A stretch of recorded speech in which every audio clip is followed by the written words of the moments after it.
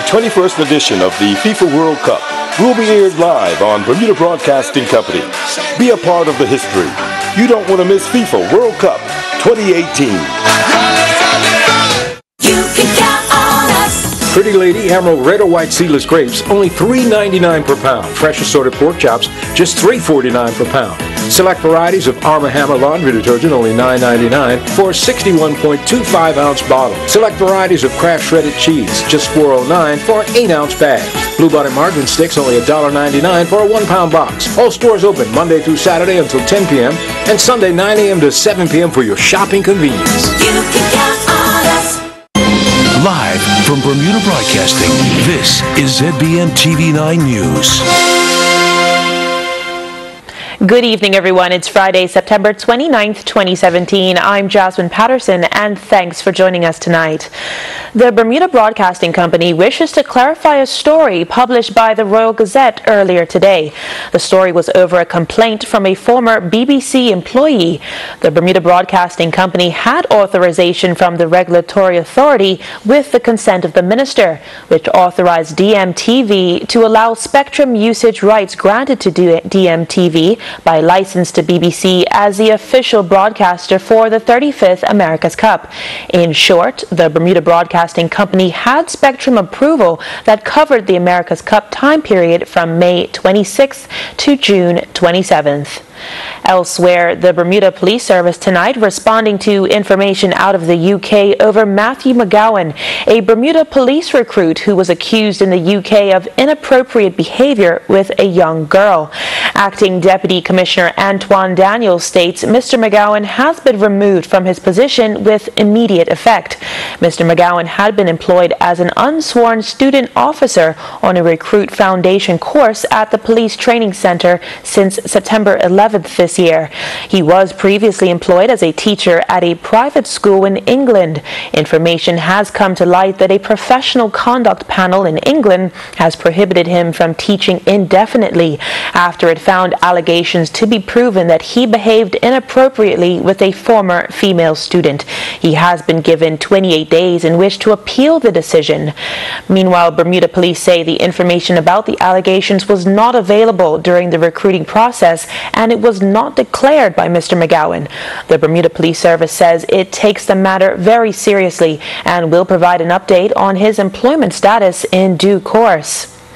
Elsewhere tonight, the Hamilton Princess Hotel has been awarded a provisional gaming license by the Bermuda Casino Gaming Commission. Plans for the casino, which were outlined in a public presentation by the hotel this month, call for 14 gaming tables, 200 slot machines, and 1 automated roulette table to be housed in the space now occupied by the Harbor View Ball. Tarai Trott reports. According to the Bermuda Casino Gaming Commission, the order for Hamilton Princess to have a provisional gaming license was made on Thursday. The next stage of the licensing process is a suitability phase where all relevant entities and individuals are subjected to rigorous background investigations to address criminal, civil, and financial matters. This effort is designed to ensure that the operation involves people and entities that possess high levels of character, honesty, and integrity, according to the Commission. The provisional license was conditioned, and these conditions, they say, address a variety of issues, including Bermudian employment and training, financial assistance to the Bermuda Police Service to mitigate issues, including possible congestion around the casino, among other matters. Richard Schutz, the Executive Director of the Gaming Commission, says in a written statement, the Commission considered the application along with a number of different dimensions, with the most important test being that the proposed resort increase employment and investment in Bermuda and enhance tourism. The Commission indicated that the application did pass this test and met the prevailing industry standards. The order, they say, was drafted accordingly. Tarai Trott reporting for Bermuda Broadcasting News. When you shop online, the cheapest, quickest, and easiest way to bring your packages into Bermuda is with U.S. Express at mailboxes. They're always willing to help. They're willing to go above and beyond. They've helped me many times with packages to help me with invoicing and all sorts. So I love mailboxes. Easy, convenient, and fast. The people are fantastic. Sign up for a U.S. Express account at www.mailboxesunlimited.com today. Police Week 2017. Join the Bermuda Police Service as we celebrate 138 years of policing in Bermuda. Events for the week include the Police Gymkhana, Saturday, September 30th. Elementary and middle school students are invited to come to Police Field and Prospect. Bring a bicycle and a helmet. Fun starts at 10 a.m. Police Memorial, Sunday, October 1st. The memorial will commence at 5:30 p.m. at the Police Cemetery on Alexander Road in Devonshire, followed by a sunset ceremony. The ever-popular Seniors Tea, 11 a.m. Tuesday, October 3rd at the Hamilton Princess. Dynamic police displays, Wednesday, October 4th. Come and watch live demonstrations on Police Field and Prospect. All students are welcome, starting at 10 a.m.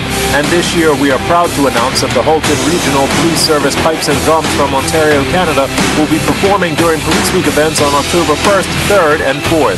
More information can be found at www.bermudapolice.pm or search Bermuda Police on Facebook, Twitter, and Instagram. The Bermuda Police Service, making Bermuda safer. Premier David Burt confident his recent trip to the U.S. will reap benefits for this country. Premier Burt maintains trips of that nature are an investment in the country's future and can place Bermuda in a more competitive position when compared with similar jurisdictions. So what we need to do is that we need to increase investment in Bermuda. We need to make sure that more people are setting up their companies and doing work and creating jobs in Bermuda. That was the objective. We advanced a number of issues. We met with people who are thinking about setting up Bermuda, people who have just started the process setting up Bermuda, and people who have been working with Bermuda for a long time.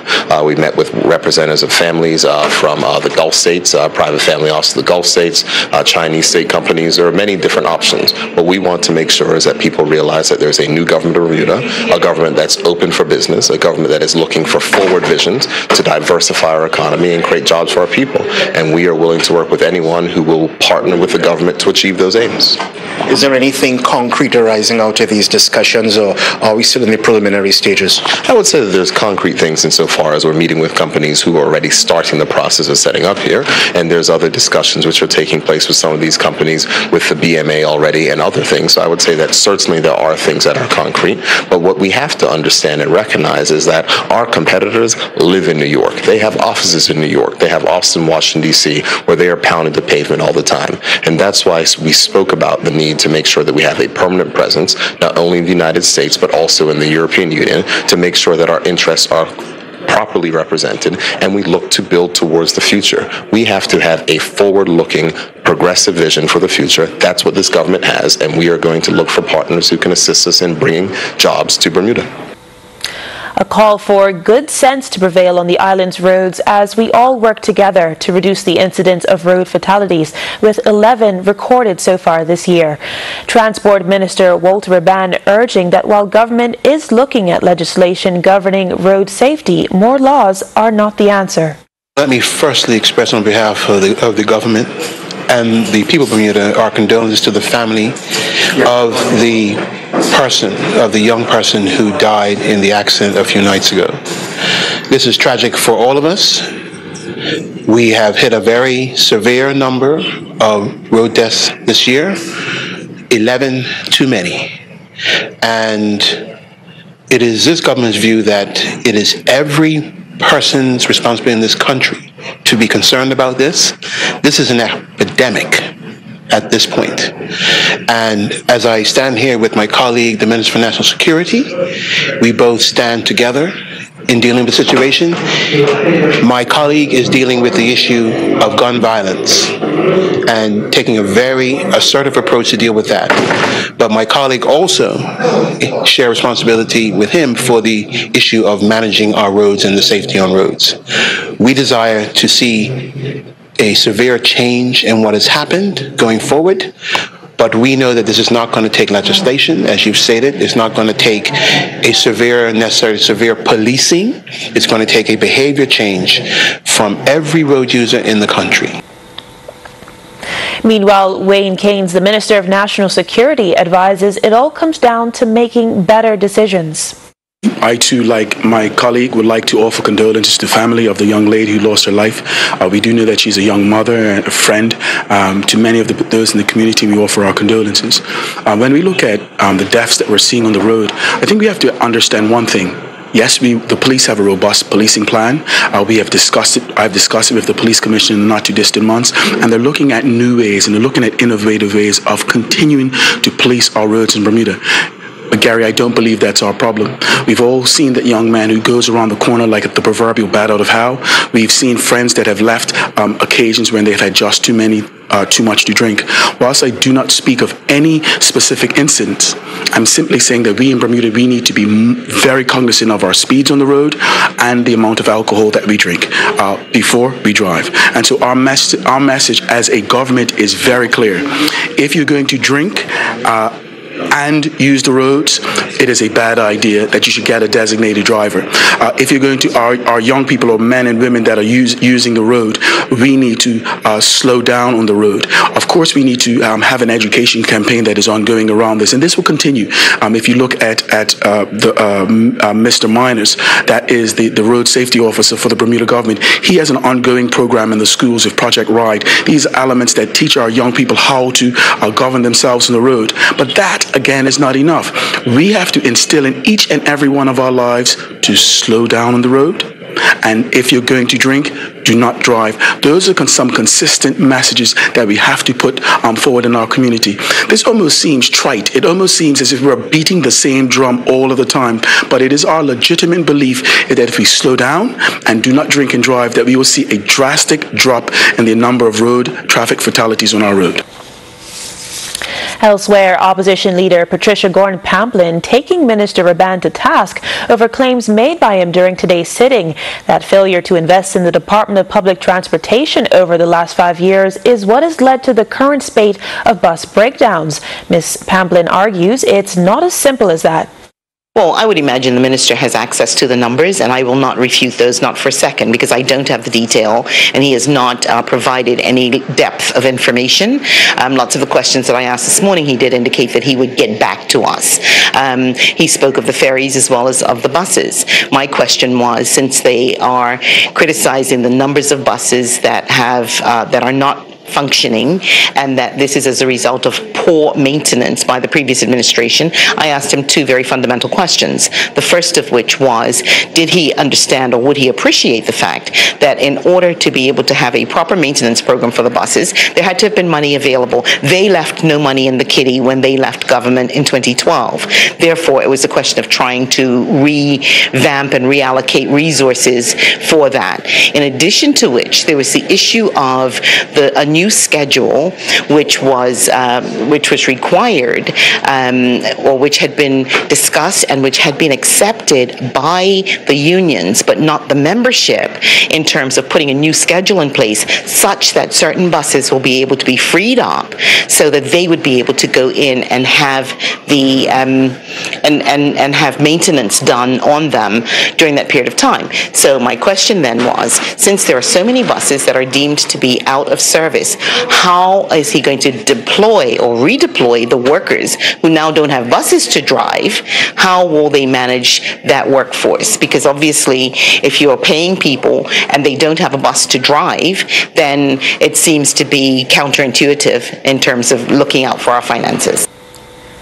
Now let's take a look at what's in store for us weather-wise over at the AccuWeather headquarters. AccuWeather is presented by BF&M Insurance Group. We now go to AccuWeather headquarters. The BF&M Insurance Group is pleased to bring you this AccuWeather forecast, and we're avoiding any big trouble in Bermuda right now, which is good news. We've had a couple of recent showers on the heels of this here, which is Maria, and this other storm farther out there is Tropical Storm Lee. Both are tropical storms right now. Maria is still occupying a lot greater footprint across the Atlantic, but in both cases, these storms are moving away from us, and the choppy seas that were very angry yesterday are beginning to subside. There's the satellite loop, different form there. You can see the clouds pulling away to the north and east. And when we look at the satellite-derived rainfall, fancy way of saying basically where it's raining, you can see that there is still a lot of rain tied to these systems, and there's a front basically to our south, and it's going to continue to push away to the south. So the showers that we saw over the past few days are out of here at this point. We're looking pretty good out there this evening. The weekend underway with nice weather, low 80s out there. It is still a bit choppy. Waves on the outside of the reef around 5 to 10 feet. On the inside, still 2 to 3 feet. Water temp 83, which is real nice, and that wind is blowing from the northwest, delivering humidity that's around 65 to 70%. So tonight, mainly clear out there, 75 degrees. Very pleasant for us in Hamilton. And then into the day tomorrow, we only gain about 5 degrees, bouncing back up to 80 with a mix of sunshine and a few clouds, but it will be a pleasant and dry Saturday. So if you have any kind of outdoor plans tomorrow, you can capitalize on a nice Saturday here in hurricane season. Always a good thing. Other good news is that we don't have any other menacing threats that we're keeping an eye on at this point. We're watching a few areas down in other parts of the Atlantic Basin, but they're not going to impact us. High tide was just at 4:20. We have another one coming up tonight just shy of 11 p.m. For the early risers tomorrow, 4:48 a.m. And then for the rest of the crowd, 11:09 a.m. As we approach midday, high tide will give way to low tide at midday tomorrow. The Gateway forecast this weekend shows something much more fall-like across the northeastern U.S. compared to earlier in the past week. Toronto looks good as well, 61 degrees, Atlanta 81. Miami is one of the spots where we do have a tropical disturbance. It's producing some extra showers and thunderstorms in South Florida. It's going to stay down in the southeastern U.S., though, for the foreseeable future. Looking into Jamaica, Barbados, and Trinidad and Tobago, not a bad day in any of those areas, but there will be some showers and thunderstorms with some extra wet weather at times. Not a total washout, though. So the only tropical systems out there are Lee and Maria, both to our northeast, and both pulling farther and farther away. Now, with that said, we'll see a few hit-or-miss showers and periods of rain on Sunday. Doesn't look like a long-lasting event, but it will bring us some rain. We could use a little bit more out there. And then we go dry and brighter Monday and Tuesday. Wednesday brings a few more clouds back in. We might be a degree warmer. Not much temperature variety. You can get more weather and news and a whole lot of easy tunes to listen to on Ocean 89, Power 95, and Inspire 105. AccuWeather was presented by BF&M Insurance Group.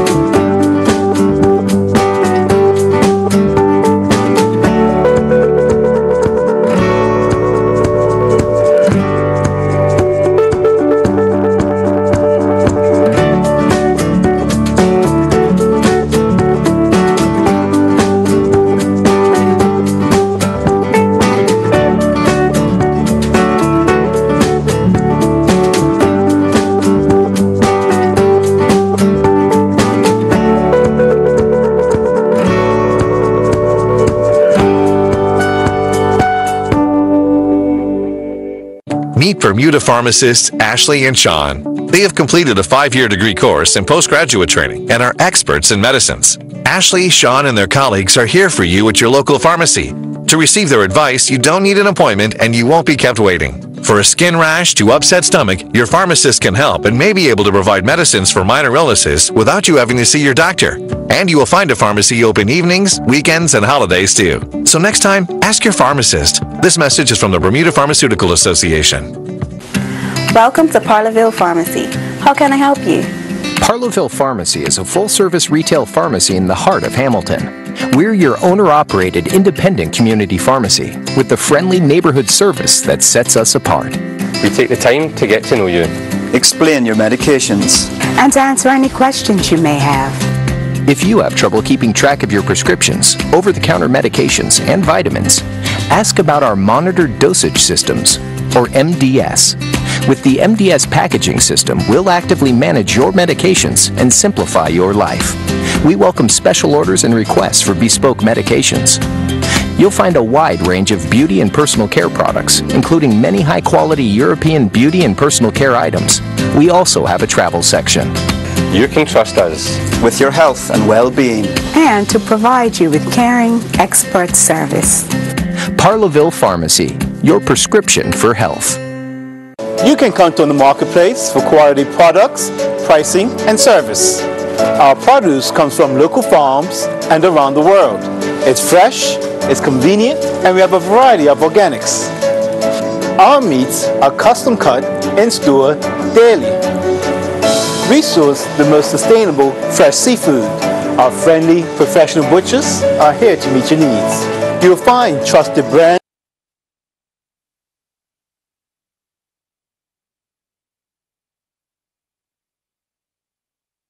You may not be aware, but figures show that 1 in every 3 children in this country are overweight, while 1 in 6 are considered obese. And while the impact on their physical health is well known, it is also affecting their emotional well-being. Now, a local doctor is working alongside Healthy Schools Bermuda and Canada's Youth Wellness Network to address the issue. Gary Moreno has the story. September is Child Obesity Awareness Month, and this year, as part of the observances, Dr. Ayesha Peets-Tolbert and her colleagues at Ocean Rock Wellness will stage their second annual outreach project in an effort to highlight the problem that is childhood obesity. I have been seeing kids who've been struggling with weight issues for a time. When they first come, they come into my office, they're with their parents, and one of the biggest things I ask them is, why do you want to, have a healthy weight? I want to make sure that they're on board. Most often that question brings about tears. And according to Dr. Peets, with good reason. They're experienced teasing, or they've been bullied, and they have self-esteem issues. I feel that's pretty much the baseline for each kid. No matter how old they are, no matter how much they weigh, there's some underlying self-esteem issue or confidence issue. With that in mind, Dr. Peets and her colleagues have brought in a guest speaker for this year's seminar to address these self-esteem issues because, as she puts it, there is definitely a need for education in that regard. Michael Eason is our guest speaker. He runs a program in Canada called Youth Wellness Network. He spends his time in the Canadian schools between their primary, middle school, and high school programs, helping to run a wellness leadership training. And what he essentially does is he comes into the schools and helps to empower the kids, helps to build their self-esteem, helps to let them know that no matter what comes their way, teasing and bullying, it's all about self-love, and it's all about their how they feel about their self. Because if you feel confident with yourself, not only are you not going to be so much affected by that teasing and that bullying, you're going to know how to deal with it, but you're not going to tease and bully others. But the program goes beyond that. His program is designed to take a few students, make them wellness leaders, and then those wellness leaders go on to kind of build upon that in the schools. And so it's a ripple effect. The students themselves become the wellness leaders. And the problems with emotional well-being brought on by childhood obesity, Dr. Peets explained, do not end with childhood. I see those issues just kind of perpetuated, even in the adults. So I kind of get to see, what that kind of mask as. I'm not, since I just don't do pediatrics, it's not as soon as they become 21, I don't see it. I see the aftermath or the continuation of the self-confidence, self-esteem issues. Dr. Peets reminds that being overweight and obesity contribute to other physical ailments like diabetes and high blood pressure, and deems being overweight and obesity as perhaps our #1 public health issue. She urges that the time has come for Bermuda to be more proactive and not simply be comfortable knowing that there are medicines available to treat conditions associated with being overweight and obesity, as their effects are more far-reaching than we realize. Gary Moreno, reporting for the Bermuda Broadcasting News. Students from 10 schools are participating this year. And for more information, you can call Ocean Rock Wellness on 295-5100.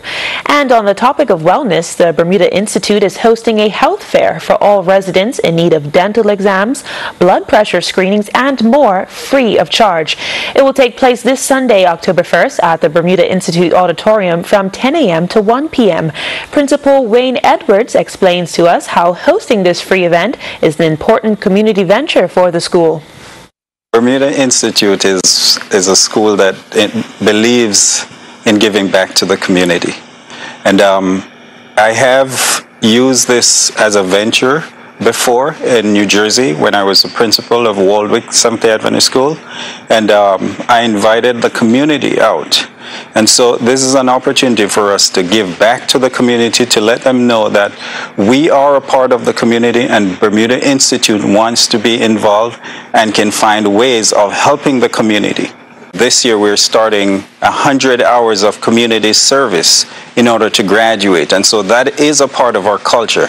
And as Seventh-day Adventists, we would like to reach out. Our mission is to go out and share. And one way is to mingle with the people, find out what their needs are, and supply that need. And so we believe at the administration of Bermuda Institute feels that one way of reaching our community is to have this health fair. There are many individuals who go to the hospital without health insurance. And so these individuals will be there to tell them how they can get insurance and the way to go about being taken care of. We have counseling. We have so many things that are coming. Vitals will be there for all different types of screening.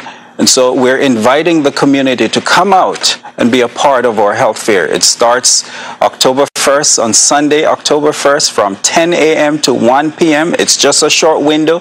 So after church, just come on out and be a part of it. Are you required to take one or more medications daily but have a hard time remembering when to take them? Does your family fear you may end up in the hospital because you often forget to take your meds? Or are you a caregiver looking for a time management tool designed to make your medication routine effortless? The Phoenix stores can help. With an MDS blister pack, a multi-dose packaging system that makes it easier to manage and take your medication. Each MDS blister pack contains medications for the week and is pre-packed, sealed, and labeled by a pharmacist. Prescriptions grouped by the day and the time of day you should take them, whether at breakfast, lunch, dinner, or bedtime. Plus, to ensure you're covered, each pack includes detailed, personalized instruction. Take confidence in knowing you're using your medications as the doctor planned. Visit the Phoenix stores to chat with the pharmacist and get your MDS blister pack today. The Phoenix stores, for a better life.